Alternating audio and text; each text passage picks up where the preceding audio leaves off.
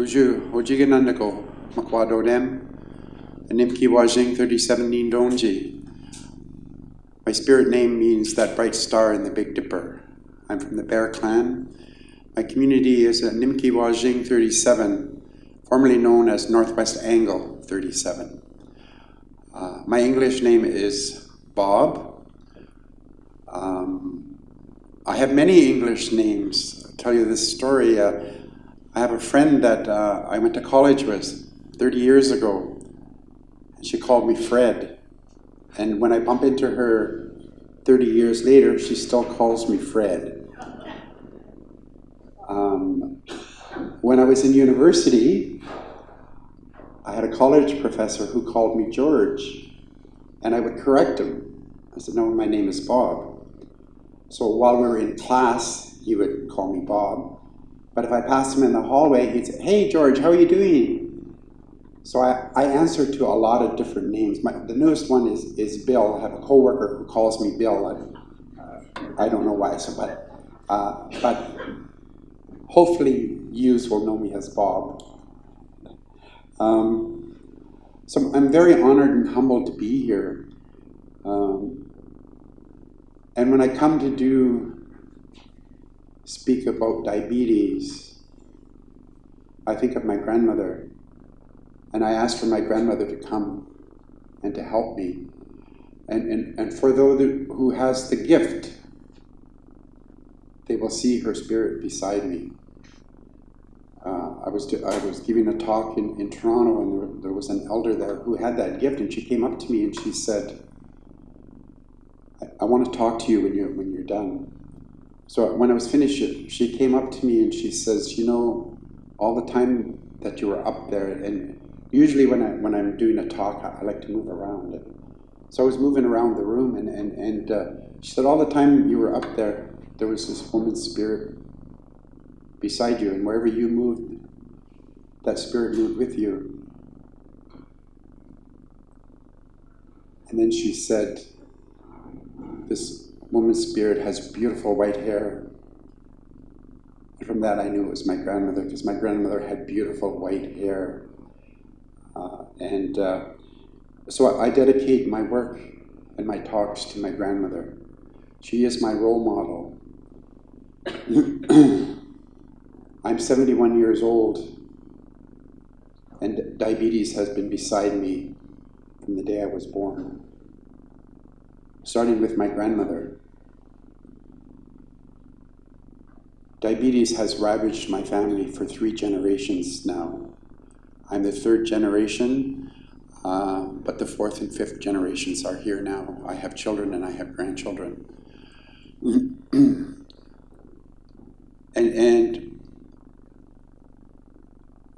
And thinking about talking to you tonight, I was going to start with my grandmother's story, but out of respect to my grandmother, I'm not going to share everything that happened to her, other than to say she had big babies. She had 16 children and she raised 10 of them.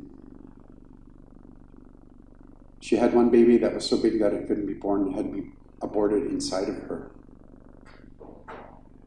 This was before cesarean C-sections became. And that story is very hard to listen to, so I will just leave it at that. Then she, her next baby was, when it was born, was 18 pounds. And she said it was just like having a 3-month-old baby. And then as she got older, she had to have an amputation. She had her first leg amputated when she was 70 years old.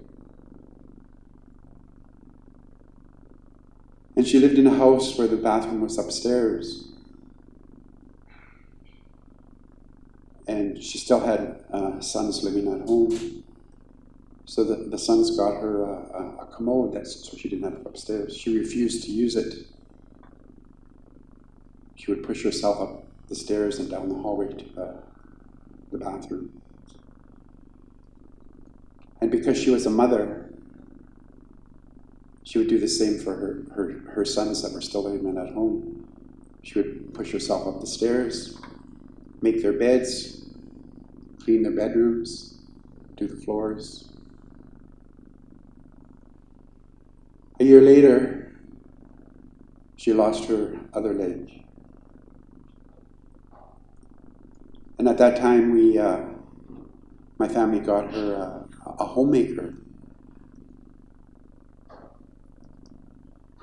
But that homemaker didn't have to do anything. My grandmother would do all her work before the homemaker got there. She did all her own cooking, all her own cleaning, all her own laundry. She never, the homemaker was company for her. They would visit and have tea. The only thing the homemaker did for my grandmother was my grandmother would send her to the grocery store and pick up groceries for her. So that's why I say my grandmother is my role model. My grandmother was born on the shores of the Lake of the Woods. Her parents were traveling down the lake, and her mother went into labor, so they pulled the canoe over onto the side of the lake, and my grandmother was born. So my grandmother never had a birth certificate, or she was never registered with Department of Indian Affairs, so she never had her status. And so that was a challenge she had when she turned 65, because she had no proof.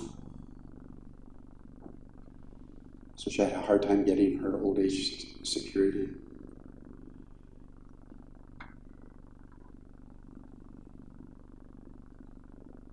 For myself, I grew up in a small community. I didn't live on my reserve, but where I grew up was in the bush.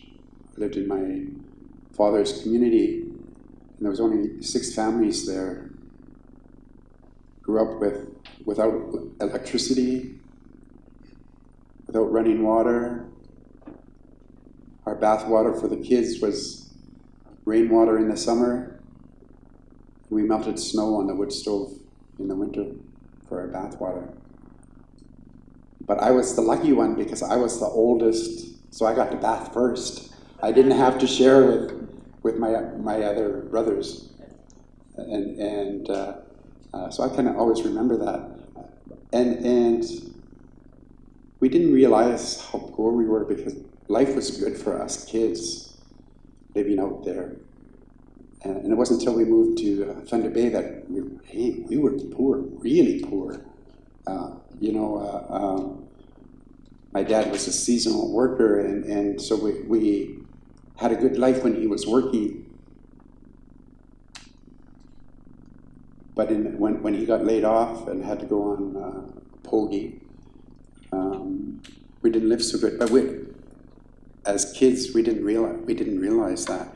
There were times where we all we had to eat was toast and cheese my mom would make, and we just loved it. We didn't think it was that's all we had to eat.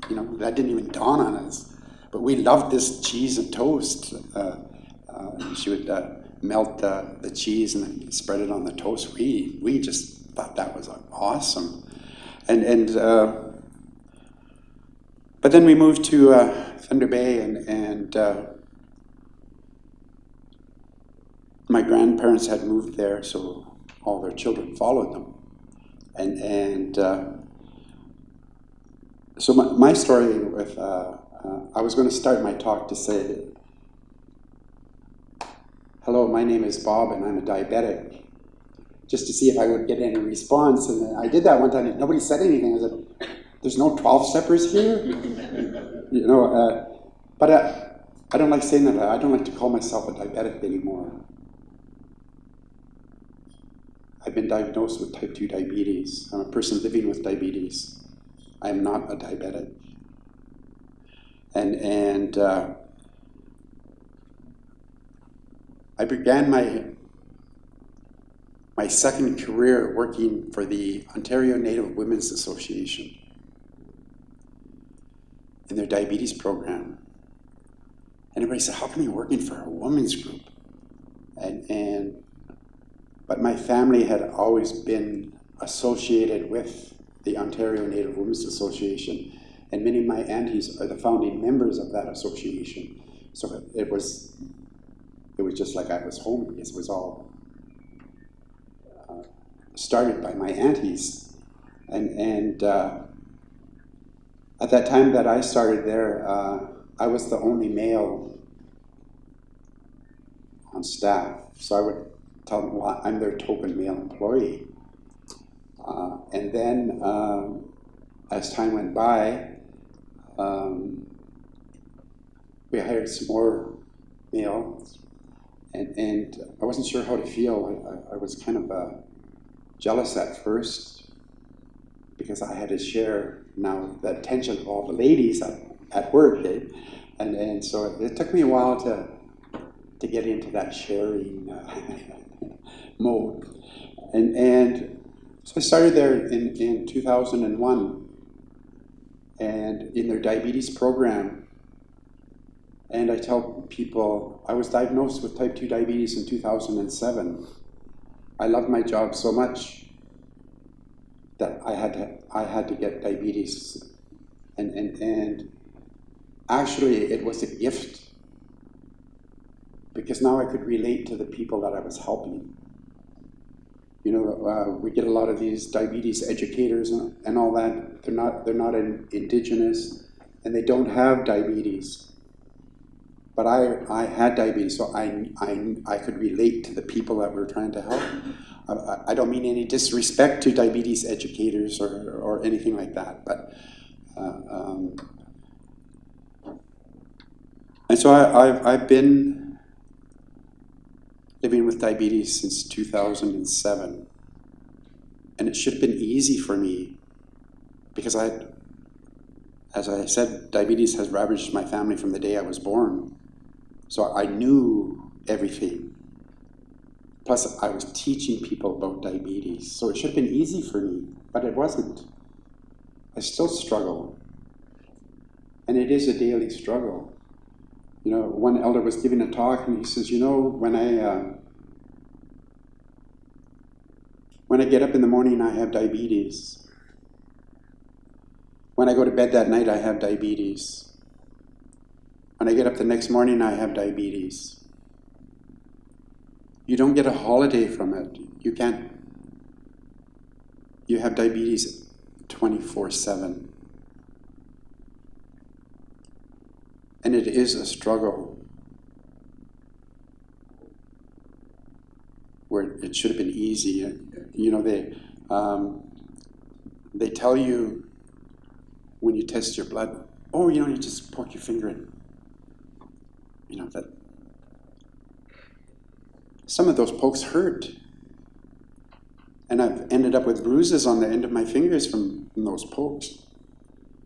So now when I go see the doctor and they say something like that, and I said, is this going to hurt? Don't lie to me. Is it going to hurt? They say, oh no, it's not going to hurt.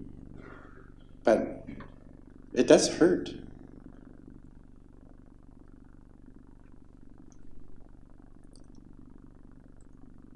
And I was giving a workshop one time, and we had an elder do our opening and everything, and she happened to have diabetes.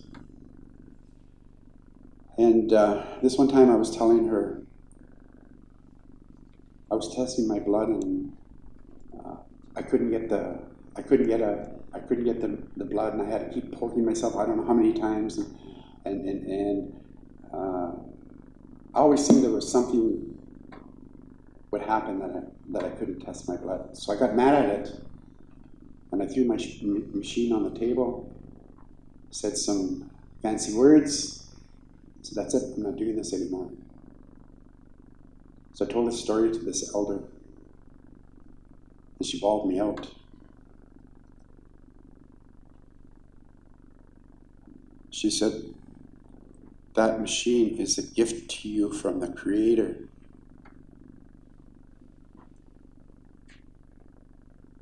He gave you that gift to help you. When you take your diabetes medication, that's a gift from the Creator. He gave that to you to help you. So from that day on, when I go to test my blood, I say thank you to the Creator. Thank you that you gave me this to help me. And then when I poke myself and I go to slide the blood on the strip, I say thank you again. Thank you for the good reading. 9 times out of 10, I'm under 7 since I started doing that. Every time I take my medication, I say thank you to the Creator.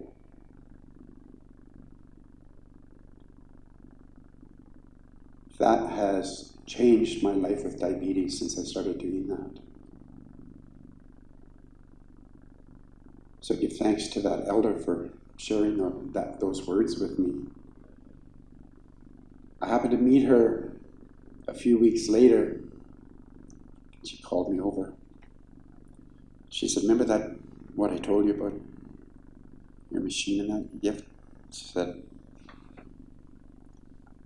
I had to eat my words, she said, because she said the same thing happened to her, and she got mad at her machine and everything too, but then she remembered what she told me, so she got back on track. So, you know, it's not easy being having diabetes, and I have had so many family members pass away from the complications of diabetes. I had twin cousins, a boy and a girl, and their nicknames was Baby Boy and Baby Girl. And they both ended up with diabetes. The one cousin, the girl cousin, who I was very close to, I grew up with, had to come to Thunder Bay because they didn't have a dialysis unit in where the town she was from, so she had to relocate to Thunder Bay. And while she was on dialysis, she had to have an amputation.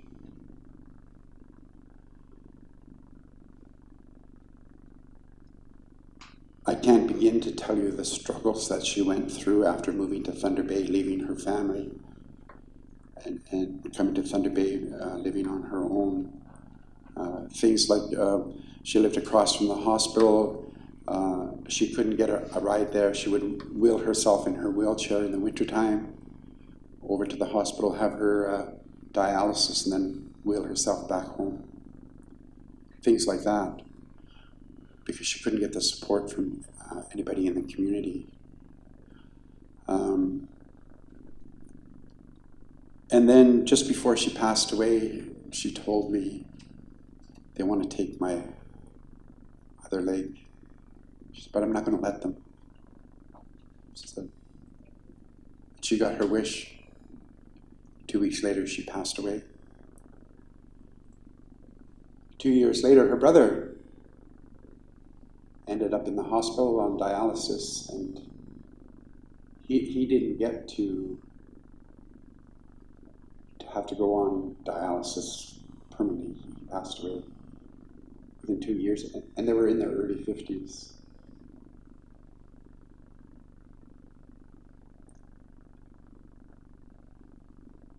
So our people struggle with, I wasn't going to bring this up, but I have witnessed it so much within my own family, with the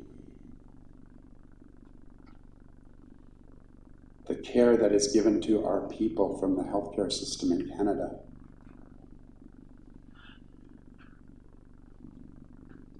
I don't know, there's not many people that talk about that. They don't want to talk about it. They don't want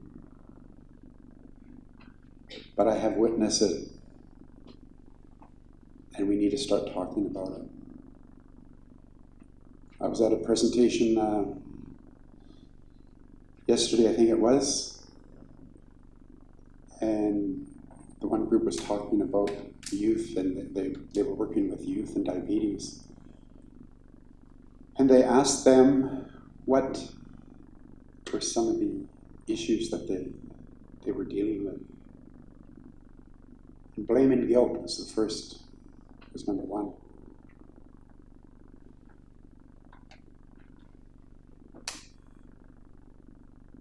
For some reason, we're blaming ourselves for having diabetes.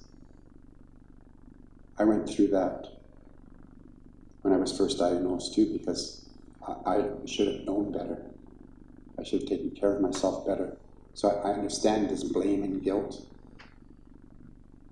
But that is not ours. It came from the non-Indigenous community. And we've adopted that blame and guilt. Because I was at another presentation today where they were talking about Indigenous people and diabetes. And the presenter there was also blaming Indigenous people. And he was talking about the high rates of diabetes in our communities and the cost to the healthcare system in Canada.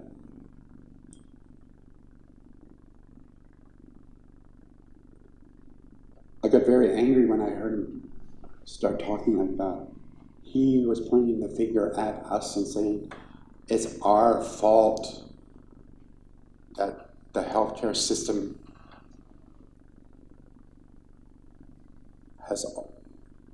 is so high, the cost of it is so high. It's because we're First Nations and we have diabetes.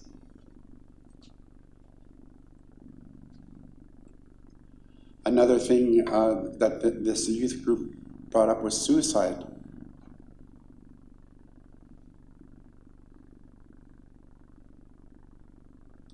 And we don't associate diabetes with suicide. But I have first-hand experience with that. A young girl in Thunder Bay, 17 years old, was diagnosed with type 2 diabetes. The first thing she thought is, they're going to take my legs off. I don't want to go through that. So she was going to end her life. I was working at a youth center, and she was one of the youth that attended this youth center. But very fortunately for her, she reached out to the youth center and told the director that what she was going to do. And so we saved that young girl's life. We went over and talked to her and, explained to her what was happening with her diabetes, and that it didn't mean the end of life. But you don't hear people talk about that. And that's the first time I've heard it at that presentation, where these young people with diabetes, that was the second thing that they brought up, was suicide.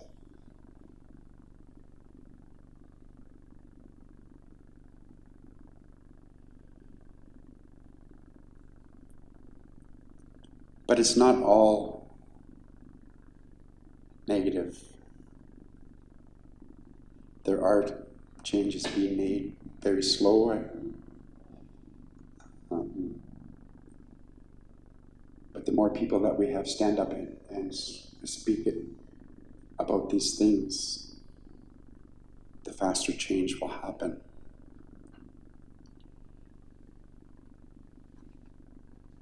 Thinking back at my own walk with diabetes, it took me 7 years to get my A1C where my doctor wanted it.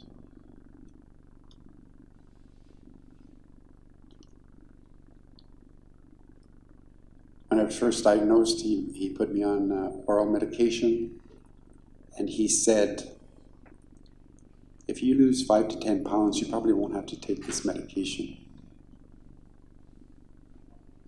wish she hadn't told me that. Because I put on 25 pounds. I was rebelling, I guess, or I don't know what, but I put on 25 pounds. If you hadn't told me that, I don't think I would have. So we have to be careful what we say when we're talking to people that have diabetes, because just for things like that. And I also asked my doctor, why is it that I always end up sabotaging myself?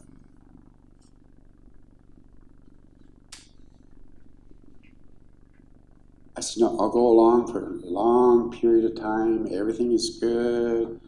I'm following my diet. I'm doing what I'm supposed to be doing.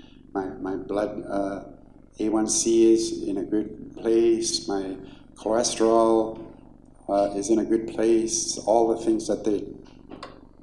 And then all of a sudden I'll just turn my back on that and go back to my old way. So I asked my doctor, why do I do that? And I know I'm not the only one that does that.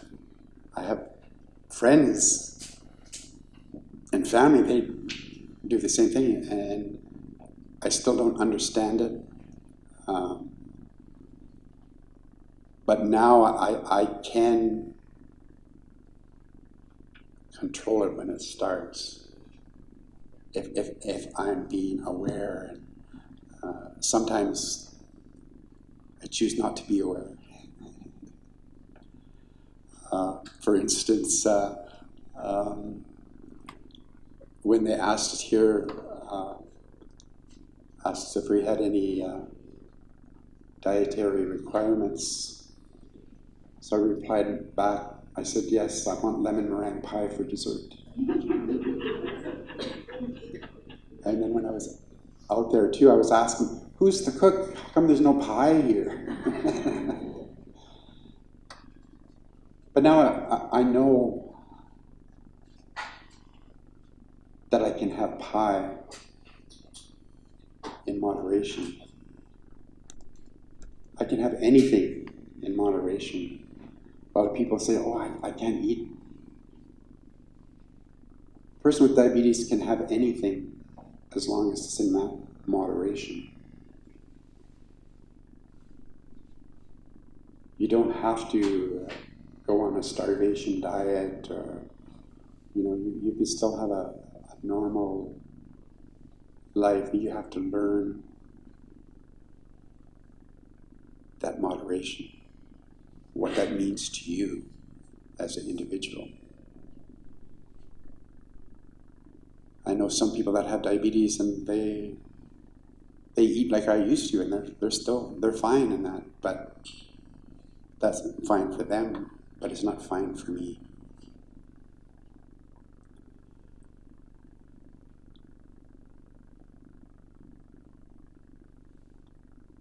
And in my job, I've been doing it for 18 years now. I am not a diabetes educator. I'm not a doctor or nurse.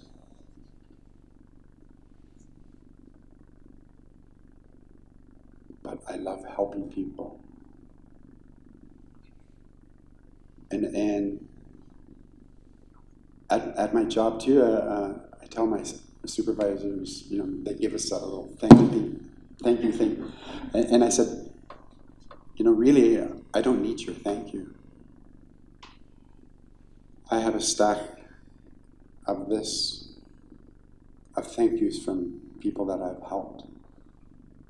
Because I travel all across the province in Ontario, talking to Indigenous people. And that's one of my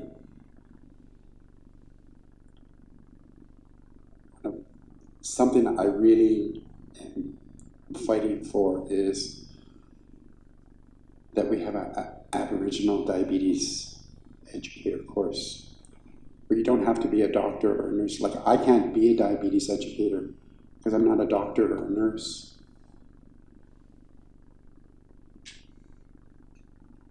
But I know how to help our people. I know how to talk to our people. We need more of our people working in this field. So I'm wherever I can, I try to push for this Indigenous Diabetes Educator course. Maybe we won't call it a diabetes educator, because we're missing out on a really good resource. You know, a lot of our remote communities, they don't have a diabetes educator that can go there. But we have people that are passionate about diabetes that can be in that community, that can be trained how to help people with diabetes.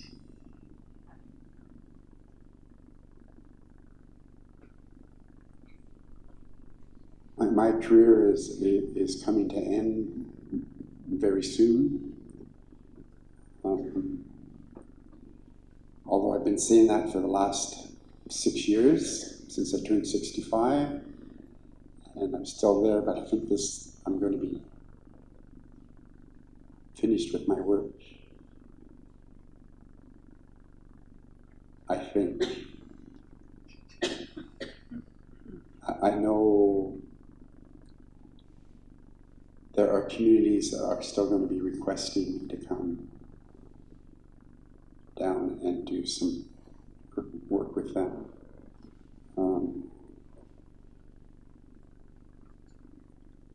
I have a special rapport with elders.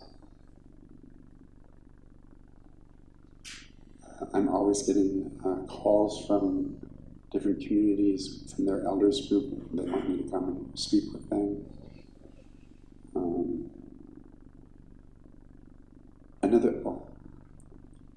Another reason why I want Aboriginal diabetes workers or educators. We went to a small community outside of Thunder Bay. There's 2 reserves there outside of the town. But we held our event in the town at the health center. And we had standing room only at our workshops. We had 2 days of workshops. And each day we had standing room only. So the diabetes educator at this place came and said to me, "I don't understand how come you got so many people here." She says, "I go to the reserve to do diabetes presentations and nobody comes." I didn't want to tell her it's because you're non-Indigenous and you go there with the attitude that you know what's best for us in our walk with diabetes. And we know that as soon as that person walks in, how they treat us. So that's why I said we need more Aboriginal diabetes educators. I wish I was young enough so that I could be the first graduate from that class, but maybe I'll have a teaching position in that class when it does happen. That would be awesome. But anyway, it's been really great talking to you, and you know, when we talk as elders or knowledge keepers, we're always reminded that our words carry energy.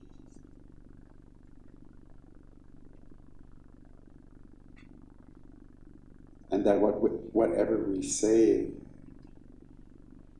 there's somebody here that needs to hear what we say. Somebody in this audience is here just because of the words that I have said.